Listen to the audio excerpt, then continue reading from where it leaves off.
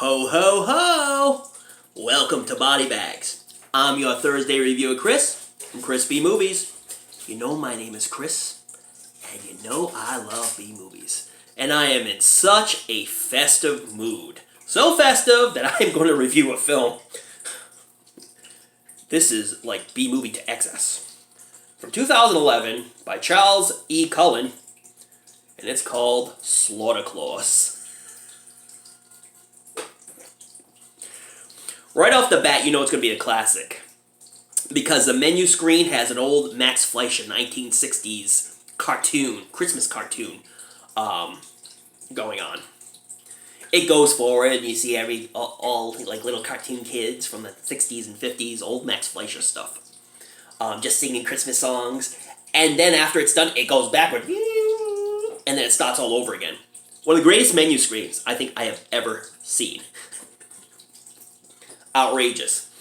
I'm going to try my best with this film, because this may be one of the strangest films I think I have ever seen. And you know, I like all types of Christmas movies. I like Killer Santa movies. I mean, come on.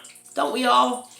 I like movies like It's a Wonderful Life, Christmas Vacation being my favorite, Jingle All the Way, to Miracle on 34th Street. I like all the classic and Lifetime Christmas movies too I watch. I have a sentimental side, you know. But this one is weird. I can't even say it's good because it's not, but I laughed my ass off through the entire thing, so I got a lot of enjoyment over it. There's no character development. The only character development is Slaughter Claus and his bipolar elf number 19.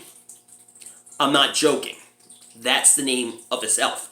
Bipolar elf number 19. Yeah. And it's basically Slaughter Claus and bipolar elf number 19 just killing people throughout the whole movie. There's no character development on any of the characters but them. And apparently Charles E. Cullen was big on the old Max Fleischer cartoons, as was I, because, you know, I used to watch them when I was a kid. So, and it's more like skits of Slaughter Claus and the bipolar elf killing people. Like, it'll go from one scene to another scene to another scene of them just killing people. The first one was this little girl wakes up on Christmas Day, and she has her little list, which for a little girl, autographed Alice Cooper album. I already love this little girl. Like, bunch of, like, hard DVDs, and then on top, a Barbie. It's strange for a little girl to want these things, albeit an awesome little girl. So she comes down and she sees Slaughter Claus. Now, Slaughter Claus is your regular Santa Claus, but with this, like, rubber, demented mask. So if I was a little kid going downstairs, just saying, and I saw Santa Claus with this demented mask, I'd be scared as hell and run back upstairs. No, this little girl just has a list and just goes like this.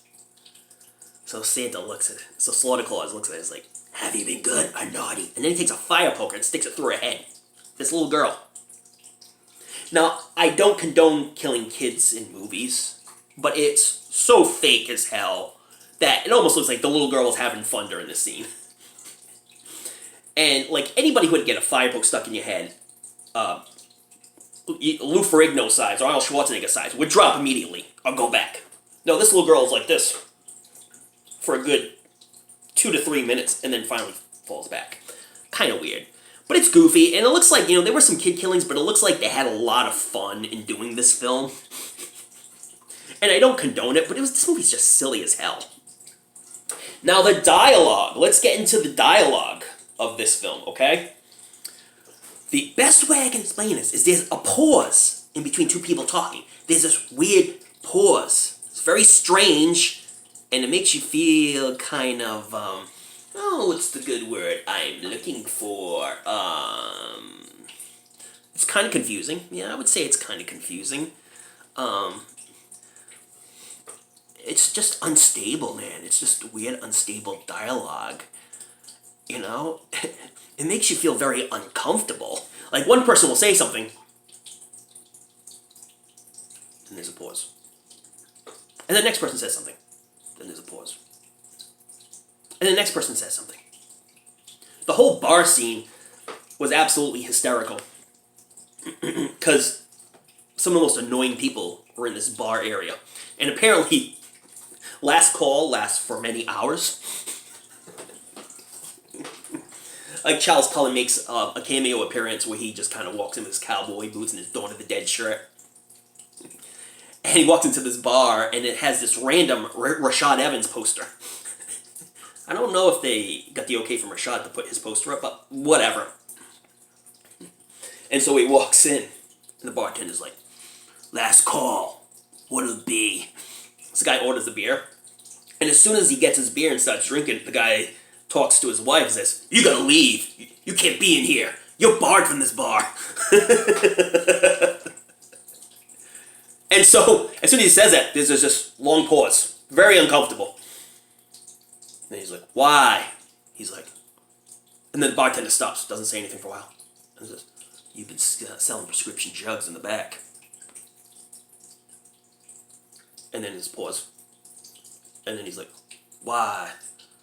And he's like, "You just gotta leave." So then there's another big pause. He's like, "Should I pay for my beer?" The bartender's like, "No." And so the guy just friggin' leaves. So basically, Slaughter Claus and his bipolar elf show up, and they basically kill this guy. And then they kill his wife. He takes a machine gun out of nowhere and just got... And then there's this annoying guy outside ringing a Christmas bell and just yelling at people who are coming out of the bar, like, "You gonna put something in here or what?" And the guy gets basically decapitated by Slaughter Claus. And then a friggin' weird-ass scene is this couple, redneck couple. This is a whole redneck movie, by the way. Are in the house, and it's very strange and very uncomfortable and very oddballish. She's like, "I made cookies! Yay!" And then there's just this long pause, and then she takes the cookies out, and the husband's like, "Yay, cookies!" And he just stays like that. There's this long pause, and then all of a sudden, out of nowhere, she just starts puking this, like, yellowish liquid into the sink. And the husband's like, "What's the matter?" She's like, "I think I ate too much cookie dough." And then she starts puking for a good 5 minutes of the film. Puking. And I'm on the floor, crying, laughing. And then, like, an uncle and a cousin come by who have been to the flea market all day and just give them lawn darts. And then the mother's like, "I'm going to wrap them up for the kids." And one of the other guys, the cousin I think, says, "It's illegal! It's illegal!" He just keeps saying it's illegal over and over and over again. Very strange. I mean, if you've seen this before, you know what I'm talking about. But for me to try to make sense of this and try to give you a review on this, it's like, this movie's all over the place. It's absolutely nuts. And it's not like anything I've ever seen. It's shot on video, you know? And I've seen a lot of low-budget shot on video stuff. This is ridiculous. Then there's a scene at the end with this zombie in a wheelchair. It looks like he's, like, mummified. I don't really know where they were going with it, but they call him the zombie in the wheelchair. And he's, like, just in a wheelchair, wheeling around. Then all of a sudden, out of nowhere, Slaughter Claus and the elf just come out of nowhere and start hitting with mallets. Now, the whole time, they're playing this old hick song about having corn dogs in the morning and tuna fish for supper while they're clubbing them in the head with these clubs. And then the movie ends abruptly. And at the end, you know, accusing the old Max Fleischer cartoon, Christmas cartoon, saying, "Have you been naughty or you been nice?" Maybe you'll get a visit from Santa Claus or Slaughter Claus. Yeah, man, this movie is unbelievable. David Dawkins does actually a really good job as Slaughter Claus. It's like if Stone Cold Steve Austin were to play Santa Claus. That's basically what you would get. The effects in this are absolutely awful. Like, there's this guy watching a roller derby, and you can tell it's just some dude with a big white screen in the back showing, like, local roller derby. It's not even, like, professional. It just seems like at this, like, local high school gym or something where they... And he has his back turned the other time. "This is great! I love roller derby! This is awesome!"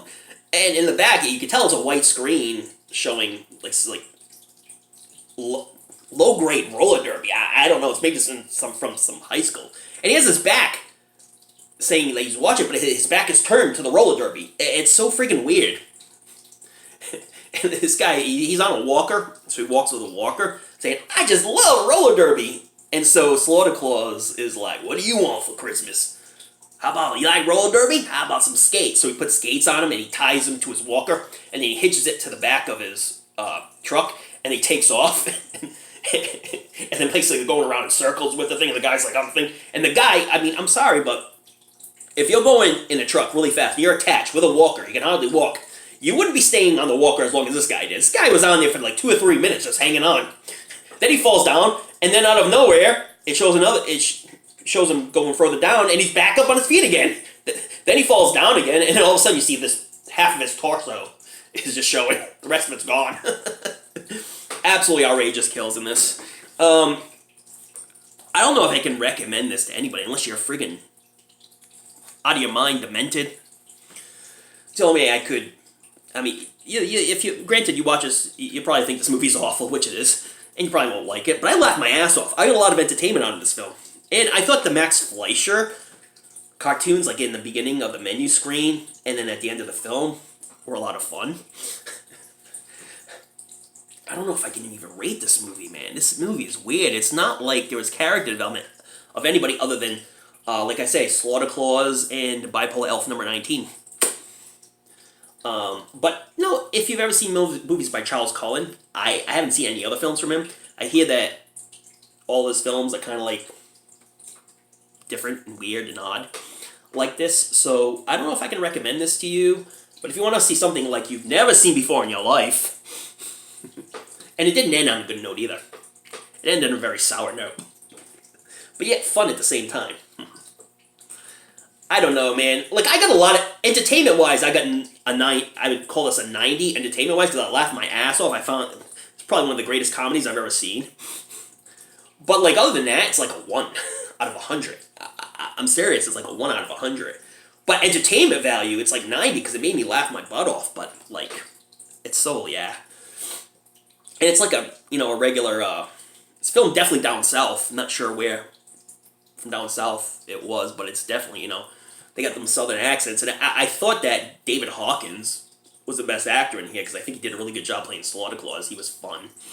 And kind of like I said, if Stone Cold Steve Austin were to play Santa Claus, if that makes any sense.